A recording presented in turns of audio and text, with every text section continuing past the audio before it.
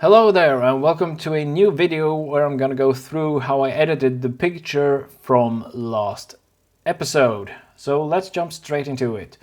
This is the picture. I did something a bit special here. I kind of made a HDR of just one picture. So let's get started. First and foremost, I made what I call a normal exposure edit. So it's the underlying one that I'm going to use, and it's quite simple. First and foremost, I changed the camera profile to landscape, so landscape there, and then I also increased the white balance temperature. I made it a bit more yellowish. As you can see, before it was kind of bluish, so I increased the temperature just to get a more neutral color. I increased the exposure just a little bit, reduced the highlights and increased the shadows just to get a more, a flatter underlying picture. Then I did one edit for the sky. So here you can see I have not increased exposure here, just to get, the whole tonality of the sky here. And then I did one for the foreground as well. Here you can see I increased exposure quite a bit more, just so I can get a nice exposure here for the foreground. And what I did then is that I opened each and single one in Photoshop. So I opened 3 pictures, put them together, and let's do this. And I got this. So we have the underlying layer here, the normal one. And then I used some luminosity masks and brought in the sky. So you can see just a little bit more of the tonality comes in with this layer, so that the sky is not overblown. And then the foreground, you can see it really opens up the foreground quite a bit more and makes the whole image actually quite flat.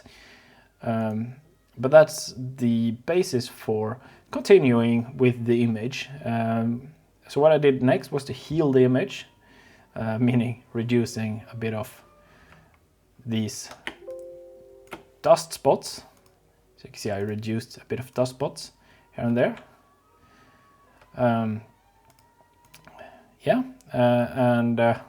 After that I went into Nic Collection. I went into Nic Collection here to Color Effects Pro and just applied some contrast correction and some dynamic contrast, just to bring out a bit more interest into the whole image and correct everything. And then I did a curves layer that I call histogram expand, which is actually more like histogram compression, because I brought in the highlights and reduced the highlights and reduced the exposure of the whole image basically, and adding a bit of contrast as well. And also protecting the highlights. As you can see, it gets to be a bit more color in the image in the highlights here when I'm activating this layer. And the next thing is actually color correction. So you can see this really brings in a lot of the color in the image, because it was really desaturated, as you can see right now, and enabling all of these edits really brings everything to it brings it a bit to life, I would say. So I did add a bit of blue into the cloud portion of the sky. It also affected a bit of the water. Then I made the whole sun a bit more yellow, as you can see. And I also changed the whole foreground, which was kind of blue. So I warmed everything up there, reduced the blue, or rather, let me show you. I actually increased the red a little bit and decreased the blue a little bit. So that's the edit for the foreground there. And I also, you can see this part here, I made it more red, just to showcase it more and make it more of a kind of a leading line actually going through the image there. And well, it's the same, increasing the red a little bit and decreasing the blue.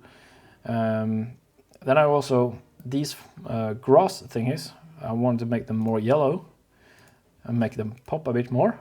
Same with the grass here in the background. So what I did then is actually, I think I also increased the red a little bit, and I guess it's mostly the same, is it? No. Anyway, I increased the, oh, I was on the wrong one, sorry. Here we go. So I increased the red quite a bit, I increased the green a little bit, and I decreased the blues. Well, now it makes sense. So that made the whole image, or not the whole image, but brought out a bit of the yellow in the grass there and increased exposure behind as well.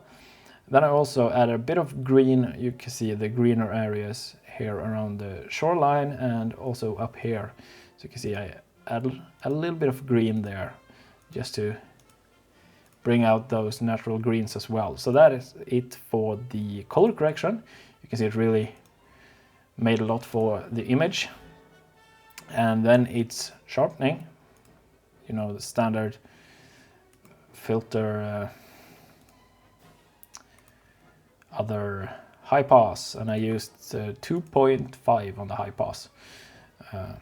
And I masked out, well, I masked out the water and, well, basically everything that was in the foreground.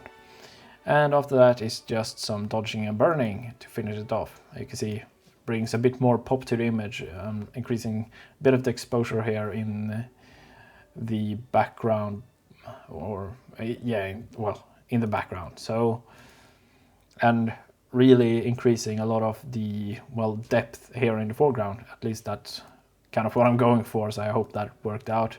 I think it did. So yeah, that's what I did in Photoshop. So it went from this to this. Quite a nice edit. Then I went back to, well, I went back to Lightroom, and it looked like this when I brought it in. So what I did was that you can see I increased the vibrance a little bit, bring out a little bit more color. I cropped it a little bit just to, well, bring out in the interest to be more the contrast of, well, the three portions of the image, the foreground, which is contrasting against this highlight area and the highlight and the shadow area in the sky as well contrasting with each other. So that increased or making that more work more as I wanted it to. I also increased the, well, I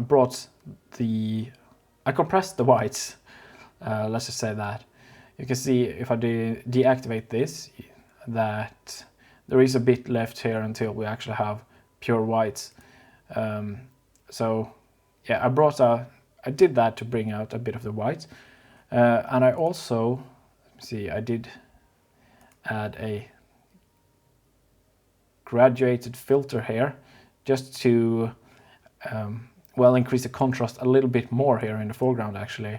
So I increased the whites to make it a bit brighter and decrease the exposure just a little bit. And well, it makes the whiter areas a bit whiter while decreasing the average exposure, so to say.